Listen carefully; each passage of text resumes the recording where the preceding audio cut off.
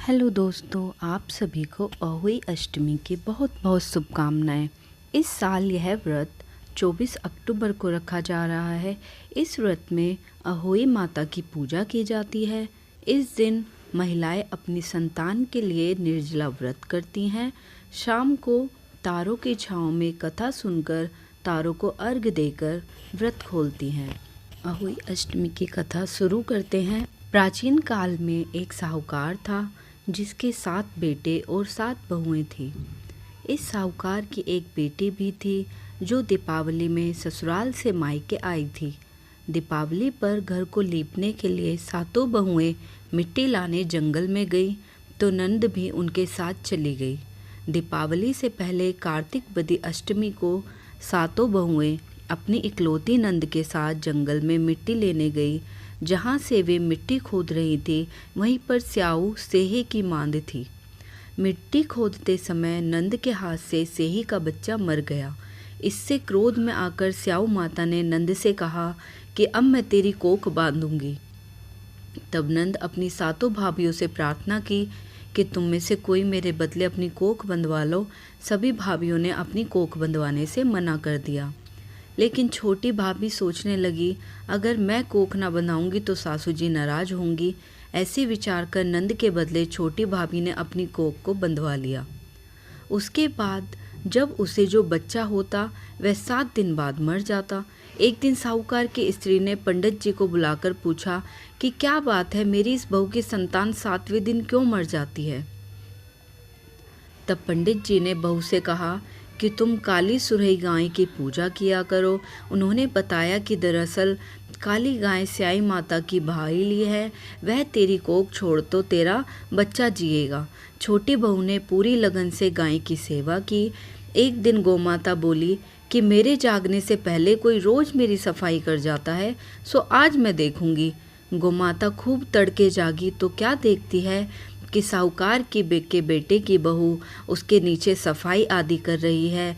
इससे गोमाता प्रसन्न हुई और बोला कि मैं तुझसे प्रसन्न हूँ, तुझे जो चाहिए वो मांग ले।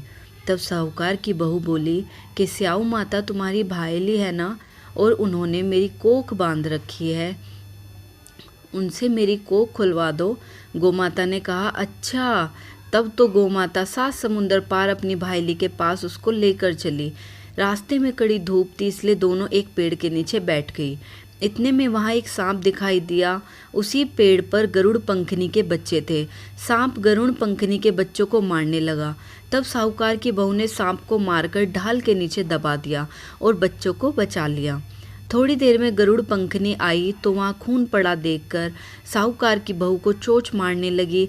तब साहूकारनी बोली कि मैंने तो तेरे बच्चों को मारा नहीं है, बल्कि सांप तेरे बच्चों को डसने आया था। मैंने तो तेरे बच्चों की रक्षा की है। इससे गरुड़ पंखनी प्रसन्न हुई और बोली कि मांग, क्या मांगती है। वह बोली, 7 समुद्र पार स्याऊ माता रहती है, मुझे तो उसके पास पहुंचा दे। तब गरुड़ पंखनी ने दोनों को अपनी पीठ पर बैठाकर स्याऊ माता के पास पहुंचा दिया।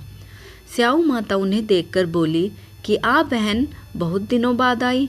फिर कहने लगी कि बहन, मेरे सर में जू पड़ गई है। तब सुरही के कहने पर साहूकार की बहू ने सिलाई से उसके जुएं निकाल दी। इस पर स्याऊ माता प्रसन्न होकर बोली कि तेरे 7 बेटे और 7 बहुएं हैं। साहूकारनी बोली कि मेरा तो एक भी बेटा नहीं, 7 कहाँ से होंगे। स्याऊ माता बोली, वचन दिया, वचन से फिरूं तो धोबी के कुंड पर कंकरी होऊं। तब साहूकार की बहू बोली, माता बोली कि मेरी कोख तो तुम्हारे पास बंद पड़ी है, जा तेरे घर में तुझे 7 बेटे और 7 बहुएं मिलेंगी। तू जा कर मेरा उजामन कर। 7 अहोई बनाकर 7 कढ़ाई करना। वह घर लौट कर आई तो देखा 7 बेटे और 7 बहुएं बैठी हैं।